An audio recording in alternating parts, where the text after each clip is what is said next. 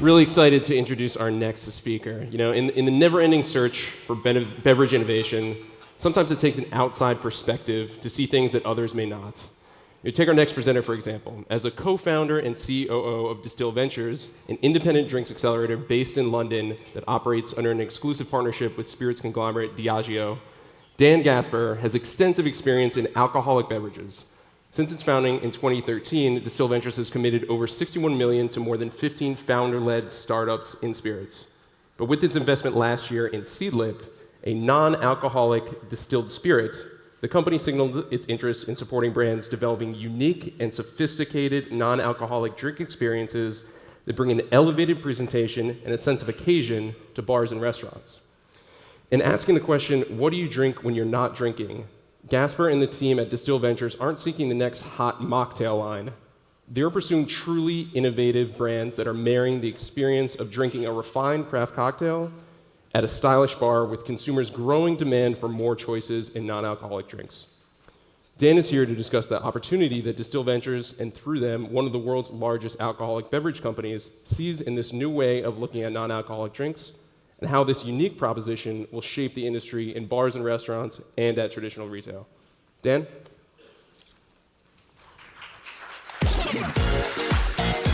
Thanks, Rich.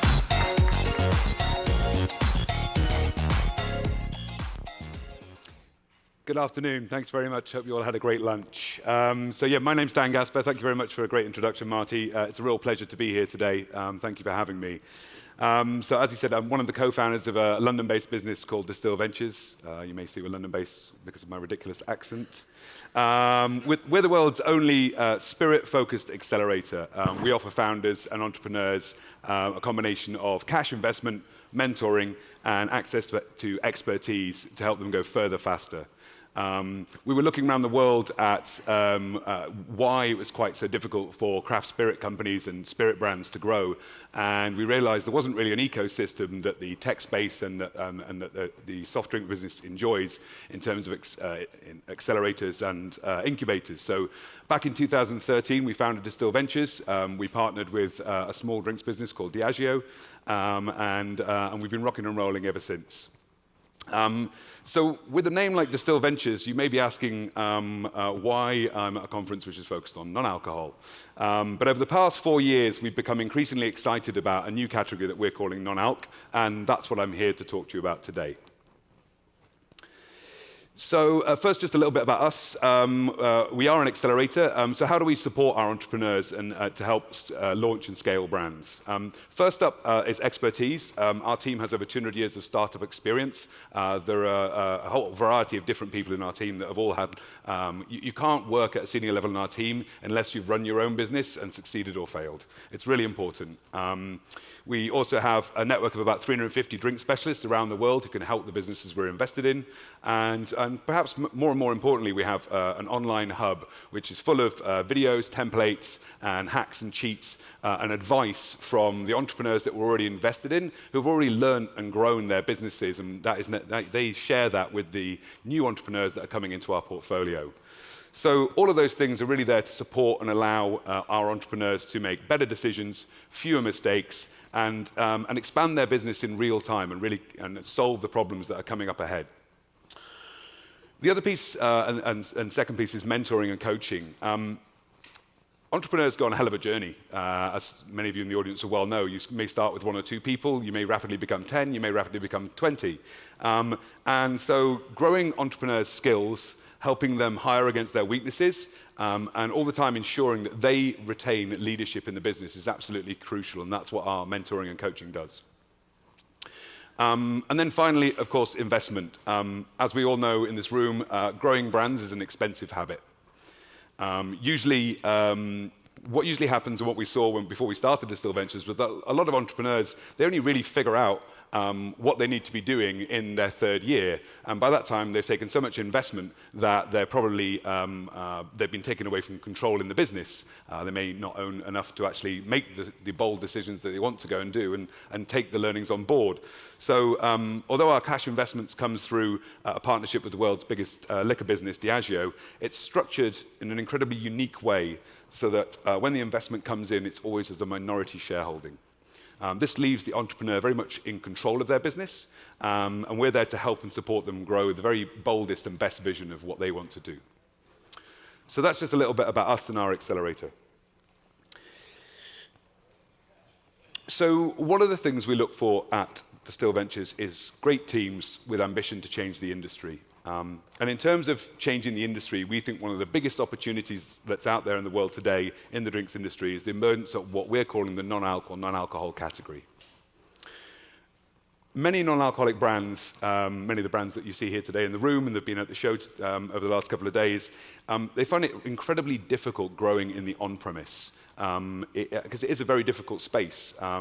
It's a very different race to growing in the off-premise, for instance. But as we've spent years honing our knowledge, supporting entrepreneurs to grow brands in that on-premise, we think we're uniquely placed to support entrepreneurs who are looking to grow their businesses in the on-premise where trends are made. So non-alcoholic, it's a pretty clunky term. When we say non-alcoholic, some people come to us and say, well, bars and restaurants, they've always served juice, they've always had soft drinks, and you can always get water. So what do we mean by this idea of non-alcoholic? What's so different about what we're talking about? Well, I think there's always been a language when somebody is not drinking in bars and restaurants or even at home. We always say, he's not drinking or she's not drinking. It's an expression not just in the drinks industry, but it's in society in general. Whether you're at a party, at lunch, at a bar, people not drinking have almost been viewed, according to this verbiage, as like a second-class citizen. And it's kind of crazy.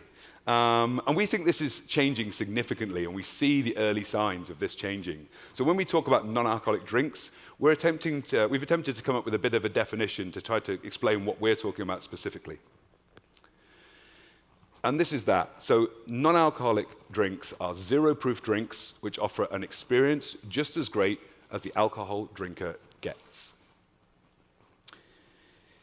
So what am I going to talk to you about today? I'm going to talk to you a little bit, I'm going to show you a short video that we filmed with a lot of the kind of the mavens and the opinion leaders across drinks industry are doing interesting things in non-alc. We're going to talk a little bit why this is such a big trend right now.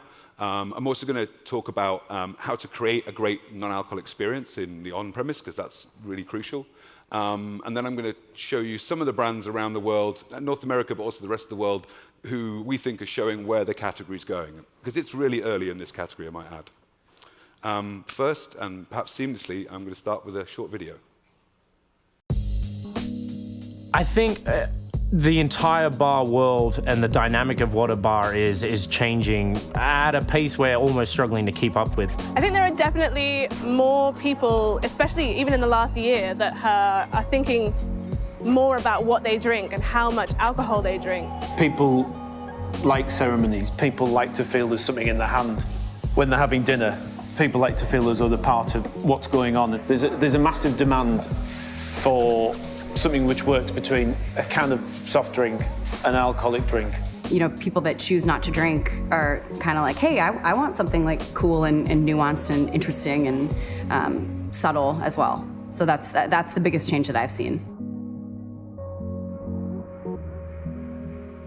About a decade ago, people were really into high-proof drinks, you know, the boozier the better. And since then, they've kind of been embracing some more subtlety in their cocktails. And that means low alcohol drinks, as well as kind of doing, you know, non-alcoholic drinks that aren't just like sours or Collinses. In Dandelion, we dedicate 4 cocktails and a couple of pages in our menu to boozeless. Let's stop serving glasses of fluffy pineapple juice. If people are coming to Dandelion for the Dandelion experience, then they get that no matter what they choose to drink. People's palates are becoming a lot more refined. Bars are getting better, food is getting better. The general understanding of balance is, you know, discussed on television now. So I think everyone just knows more. With the rise of craft beer, we're seeing a lot more kind of bitter, hoppier, more complex flavors being introduced, and the consumer is now more used to challenging, less sweet flavors, and I think they're starting to seek them out. We originally wanted to start a brewery. There was a big thing in London about 5 years ago. Microbreweries were just sort of popping up everywhere. So we started to look at other things that were interesting. Soft drinks is definitely something that people want more out of. We've been making homemade drinks for Well, since we opened Rodux for about over 3 years. Well, the first one we made was a drinking vinegar, some very basic ones, but then suddenly it just kind of grew tenfold and people came in asking. Dishume has a range of alcohol-free drinks. We created some drinks called coffee tipples. It tastes like a cocktail, it looks like a cocktail, but also it's got this edge to it that stops you just drinking it at a lightning pace. Chwamek is a very small tasting menu restaurant in Los Angeles. I think the non-alcoholic beverages is one of the most playful places that we can be because we can just do anything. There's really no guidelines or rules. You're writing your own story there. So we try to be as playful and as creative with the non-alcoholic beverages as we are with the food and the experience in general. Seedlip really has helped create a dimension that was not seen in non-alcoholic cocktails before. I think everyone has had a raised eyebrow, even I myself did. When you first turn around to your purchasing department and go, well, we need you to buy more Seedlip, they're like, but what's happening to the first stuff? We're like, we're already sold out. And then you start seeing it sit alongside comparable gin sales from some of the major brands. That's when you really turn around and go, okay, there's something here. So we think there's a new category of drinks emerging which has been called non-alcoholic. It's drinks with no alcohol, but they're actually about providing a really great experience for people in the occasions where people typically drink alcohol, so restaurants and bars. At the moment, the category is in its very early stages. We see lots of things being made in small batches. We see things being made in individual restaurants, but not widely available. So over the next few years, we expect to see a lot more brands entering this non-alcoholic space. And it's an area where we're really keen to increase our investment and increase the support we give to entrepreneurs. I think the future in non-alcoholic drinks is for them to be more normalized, really. You know, it's less the friend who's not drinking as it is maybe something that anyone chooses to do. If we only have Seedlip to play with, as delicious as it is, it's like saying you only have these 3 gins to make every cocktail in your bar with. You know, don't patronize the person that doesn't drink alcohol. Consider that that person might want the same experience and respect it. I would say try your weirdest of ideas because sometimes they end up being the best, and just keep trying because the worst thing that happens is you make a beverage that doesn't taste that good. Then you wake up the next day and you try it again. I think the most successful people in this industry are the ones who have a story that is authentic and that really stand behind their product. Someone somewhere will love what you're doing. Just get out there and go for it. So we're actively looking for investment opportunities in this area, but we recognise it's really early stages in the development of this non-alcoholic category. So if you're making something perhaps just in your bar or restaurant, or if you've got an idea, we'd like to help you. We recognise that because it's such an early stage that some assistance and some cash to explore the idea and develop it a little bit might be helpful in terms of getting it ready for investment. That was a lazy way for me to spend 10 minutes not talking, but I hope you found it interesting. So a few views from people who are pioneering putting really great non-alcoholic drinks on their menus in bars and restaurants here in LA, in New York, in London, and in Hong Kong. So why is it such a big trend right now? So first up, it's been referenced a few times in the video. Obviously, there's much greater awareness of health and wellness. It's not just about moderation of alcohol. People are wanting to moderate the amount of sugar they're intaking as well. So that's health and well-being is one of the first big trends that's creating this opportunity. The second is experience economy. You know, I think sometimes you forget why people go out to bars and restaurants. You know, they're paying money, in many cases really hard-earned money, and so why are they going there? They're going to have a great experience. And I think in a lot of bars and restaurants, you know, the creativity and passion that goes into making food or making cocktails has perhaps not been applied if you're not drinking. And so that experience is something which is really important, and it's one of the reasons it's fueling this. The third is flavor explorers. Whether you want to admit it or not, most people in this room have become foodies in the last decade. You're really bothered about what we eat, we're really interested, and we're actively looking for new and interesting flavors. So when you put those 3 things together, give me a great experience, which doesn't have alcohol or too much sugar, and I'm really open to try something new. We think that creates a really big demand from consumers and is a really exciting opportunity. And one of the reasons it's such a big opportunity for the on-premise is that If you're not offering your non-alcohol drinker something interesting to drink, they're going to drink water. Now, if you've got a table of 4 and they're spending $50 a head on food and $50 a head on drink, and one of them doesn't drink alcohol and you've got nothing to offer, you've just lost a huge chunk of potential revenue. So the on-premise needs to step up and is actively looking for, at the very cutting edge, what are they going to serve in this space? Because it ruins the economics if they haven't got a good solution. So take that desire and need from consumers, add that to the fact that there's a great opportunity for on-premise to make more money or make sure there's not a hole in their cash flow. And you put these together, and we think it's one of the biggest white space opportunities in the drinks industry today. So if we're saying non-alcohol is defined by giving someone a great experience, if you choose not to be drinking for any reason, how do you create this great non-alcohol experience? Well, we've been looking all over the world at this. We travel extensively. Our team is always on the road, and we see all sorts of things. So what are we seeing, and what have we been learning? Well, the first thing to say is it's super early days in this category.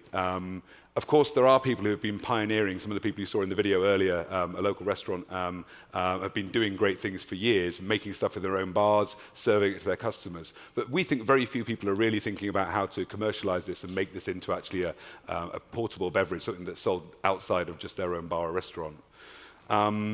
So it is super early days, but we are seeing a few things that we think give you a bit of a clue, give you a bit of a signal as to where it might go.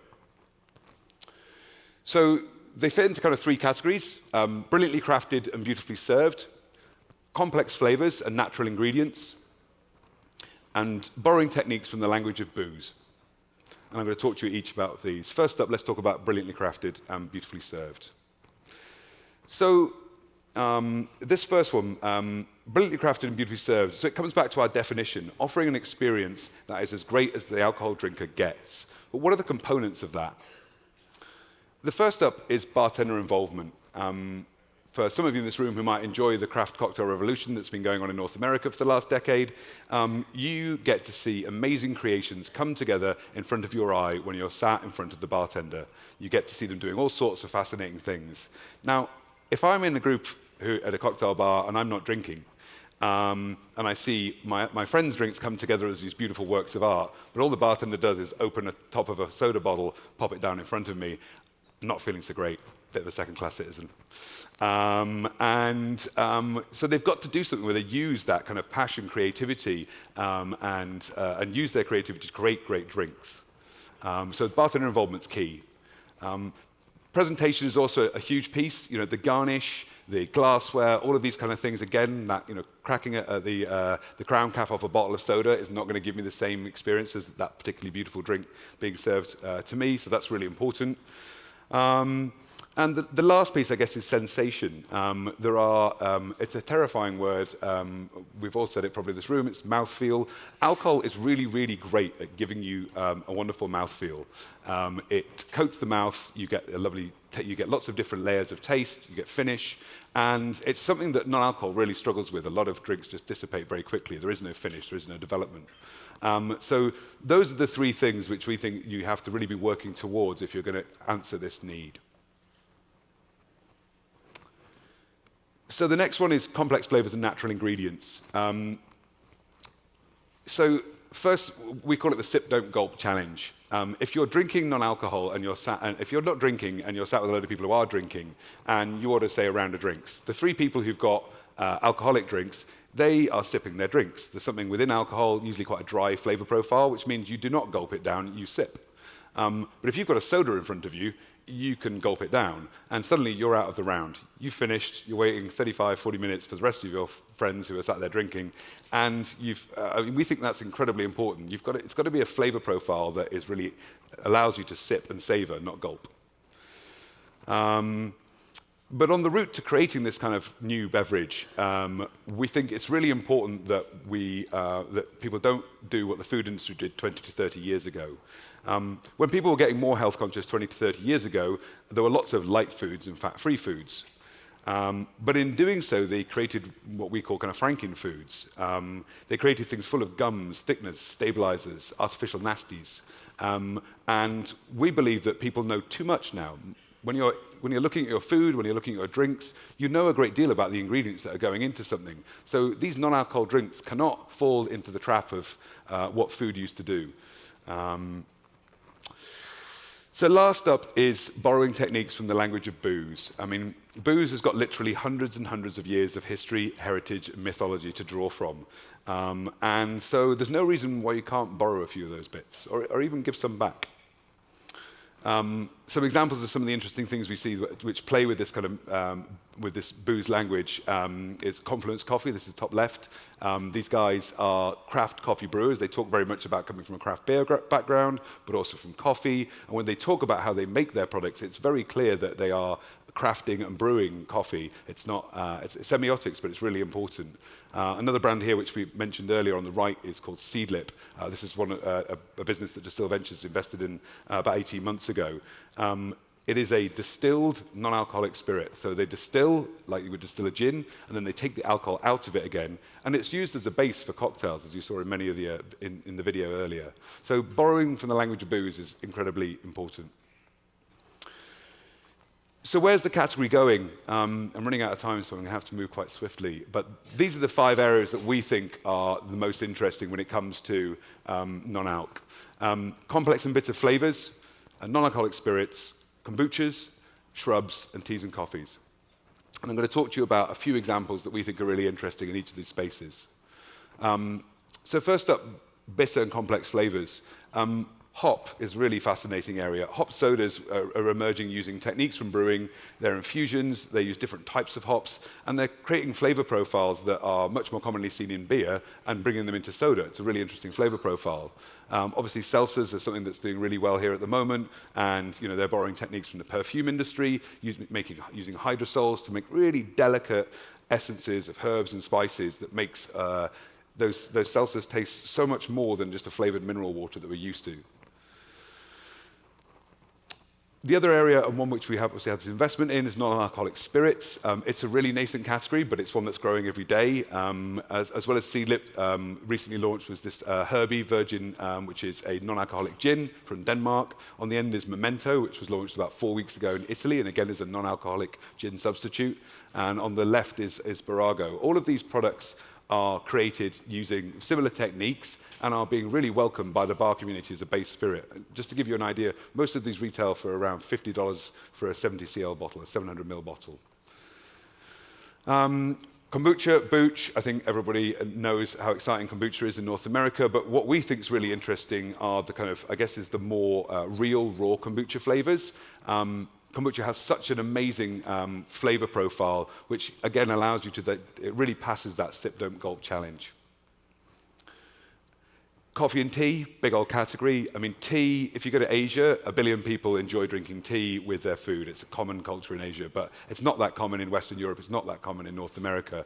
We're seeing some really interesting brands playing with this. On the left is a brand called Copenhagen Sparkling Tea. It's a cold brewed tea that's carbonated, served from a wine bottle as you would a champagne into a flute or a champagne glass, taking the place of champagnes and wines.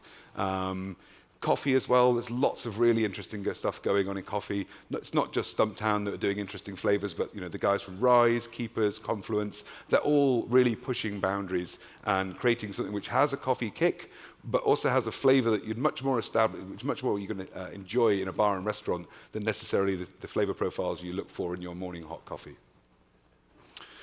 And last, but by no means least, shrub. I think this is a fascinating area. When it comes down to the sip, don't gulp challenge, this really nails it. You get that lovely vinegar acidity, and it's really brilliant at extracting flavor from other fruits without taking too much sugar with it. So brands like Somm, which have been served for a long time, are served long with soda in a lot more restaurants today, and brands like Shrub on the right, this is a kind of a shrub ready-to-drink soda. And this is a really fascinating category. In fact, they all are. As a man of booze, I never thought I'd find non-alcohol quite so exciting. So that's it. I hope you found this an interesting session. It's still very early in the world of non-alcohol. I'll say that now again. In fact, if it's 5 p.m. in the world of booze, it's just 5 past midnight on the dawn of non-alcohol. And it's that consumer want and that experimentation that's going on amongst entrepreneurs that make us think that it's one of the most important new categories and a huge opportunity for entrepreneurs. Thank you very much.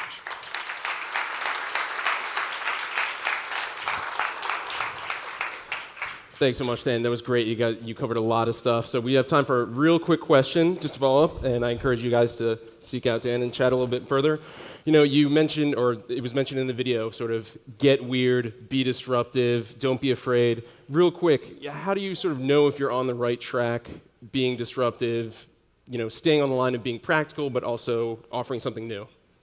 I think the wonderful thing about the on-trade is that you can go and get opinion very quickly. You can go and test something in just the 3 or 4 bars that are near your home. You can go and ask them to play with different things and see how they serve it. And I think there's a huge opportunity to kind of test at a very small scale and scale up once you get those kind of insights to build your business.